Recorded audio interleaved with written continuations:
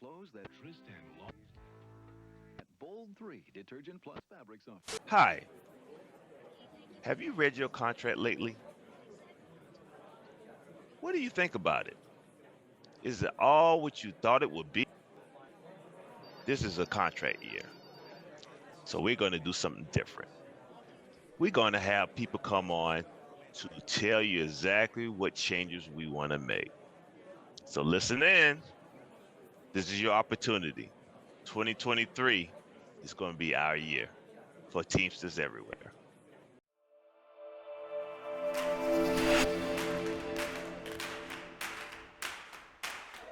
The facts, dates, and events presented in this video are from the members' best recollection and may not be fully accurate. This video is intended for entertainment purposes only. Always consult with your local union about your rights and duties at your workplace. The opinions shared on this video are our own and do not necessarily represent my employer's positions, strategies, or opinions. All views shared are protected under the National Labor Relations Act. What is going on, everybody? So today I have Greg Kerwood out of Local 25, Sean Williams out of Local 71, and we're going to be doing a lot of videos coming up to this contract. You know, the contract ends August 1st. So, and we have plenty of stuff to share and to cover during that time. So you're going to see in the next few weeks, we're going to have more and more videos dealing with the contract. And so this video in particular is kind of covering engaging the membership, but we don't like to really use the word engagement so much for a particular reason. And I'm going to go to you first, Greg. Why are we steering away the word engagement during this video? Well, the reason is because, you know, as union people, we talk a lot about engagement and organizing, and we use these terms sort of interchangeably, but I think the average member doesn't know what those mean. And so what we're trying to get across here is that that's really just another word for a face-to-face conversation.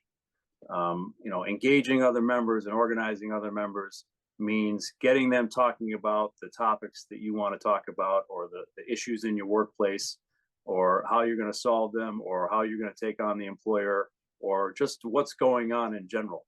And so sometimes we present organizing as something that, you know, requires ages of training and you know, years of experience, when it really doesn't. It really just means having those conversations with your coworkers, you know, with your fellow members, senior people talking to junior people, people talking together, but getting those workplace issues into the flow of conversation on a daily basis.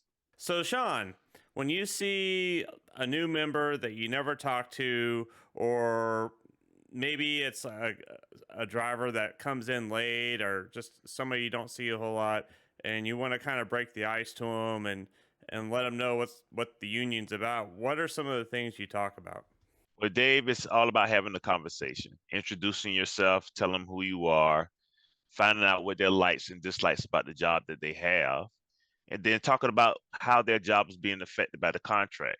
Having a conversation with the driver, reaching where they're at that level, and then talking about the changes that we want to make. So those are the biggest things that I think I do when it comes to new drivers or drivers that's not a part of the daily conversation that we have. And just to let everybody know, Sean here is not a telemarketer. So just to keep this clear. And the real reason we want members to talk to each other one-on-one, it's the most personal thing you can get with somebody. And it's just having those open dialogue, you know, quit being a stranger. A lot of people, they kind of get in these comfort zones where they just walk into work, grab their board and head out, and they don't think anything of it. Well, the problem with that is a lot of these drivers out there, and even part-timers and everything else, they don't even know that a contract's about to end. And how are they supposed to be prepared for it? It's just being courteous to somebody. Throw them your number, you know. It's making those connections that's so important, because at the end of the day, if we're going to get the best contract we can get, we need to get everybody involved as much as possible. All right, Greg, I'm going to throw it to you now. So out in your building, what are some of the things you're doing to help make the members more involved or understand what this upcoming contract's about? Well, the big thing is for the last, probably 12 months or so, I've had a contract group every Friday with probably eight or 10 guys. Some make it every week, some don't, but we get together every Friday at 8 o'clock before everybody starts, and we have gone through the contract article by article, section by section, just teaching all those guys about what's actually in the contract and what those words mean, and getting them ready, because those guys are going to be my contract campaign team, and they're who I'm counting on. Those are my 5 to 10 guys that are going and going to talk to 5 to 10 more people and spread the word throughout the building. And so, that's what we need. I think that's the underlying point of this video, is that everyone needs to understand that we're not talking about some theoretical person who's going to do this. We're talking to you, the member who's watching this. You have the capability of doing this. You just need to understand it's not as complicated as it's made out to be. You just need to talk. Get the topic on everybody's minds is 90% of the task, to get everybody talking about the contract and the campaign and the countdown and everything that's going on, stuff that's being handed out of the gates, the t-shirts that are being given out and worn, the pins, all that stuff. Getting that on the forefront of everybody's mind is really what we're trying to do. Exactly. And I know this is not like the normal type of video we release. Usually the videos I release are filled to the brim with information. This video is mostly, I know that get a fair amount of people that end up watching these videos, and we really need everybody to follow through and at least talk to 5 people in your building. And the reason being is because this is not just my future and Greg's future and Sean's future, it's everybody's future's online when it comes to this stuff. And if we just sit idle and do nothing, and then June, July rolls around and a lot of the members don't know about this contract, we're going to be in a world of hurt, and we can take advantage of stuff. I mean, I understand that I'm not the end all be all. There's plenty of other avenues, but every avenue needs to work together and make sure everybody is, is understanding and knows what's going on.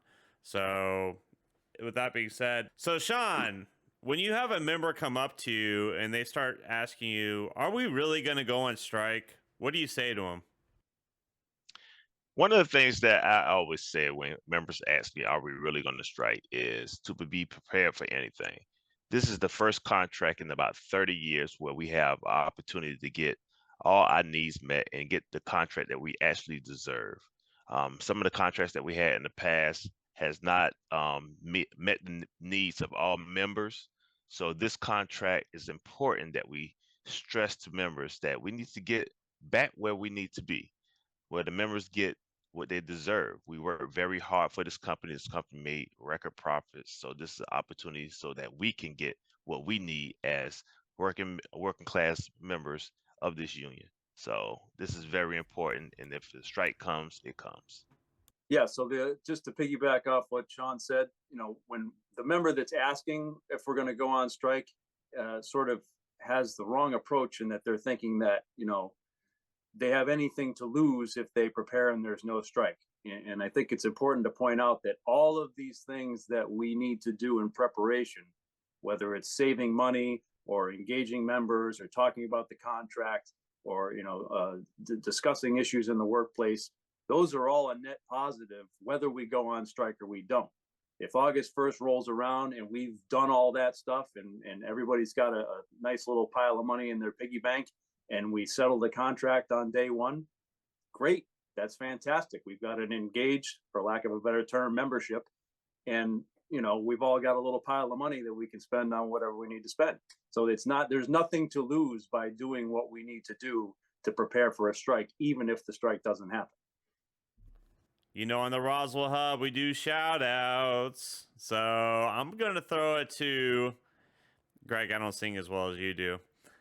But that being said, I'm going to throw it to you first, Greg. Shout outs. Where do you want to go? My shout out is going to be to all the UPS members who are currently enjoying the fruits of management hunting season. As you know, the supervisors are out there. They are nitpicking everything. They're OJSing. They're following drivers. They're harping on everything under the sun. We've all been through that, the three of us. I just want those members out there to know that we have your back. Everybody's got your back. It will pass. It's just a game that they play, and just keep doing what you're doing. Buy the book every day, do your job, and you got nothing to worry about, and you'll get through it. My shout out is to all my Teamster brothers who's working hard on getting people involved with this contract. I want to shout y'all out and say that, hey, we have your back, we have your support. Continue talking to members, continue educating members, continue to be the activists that you are out there, and stay positive, because this is going to be a great year for UPS a great year for Teamsters to get exactly what they deserve. No more kickbacks, no more givebacks. We get the contract that we deserve from all 30 years of hard work. So stay positive, guys. All right. And I got to thank you guys yet again. So I made these guys suffer 2 nights in a row. All right. And I told them my audio was messed up. It was really just to test their patience to see if they'd be willing to come on again. And look, they came on. So how about that? So anyways, we are looking at, what is it? 9:45 at night on a Saturday night. And they had to give up date night 2 nights in a row to help out you members. So if you could just pay us back a little bit by just talking to 5 members about the contract. All right. Anyways, check out next week. We got another contract video coming your way. Love you guys. I'll see you next time.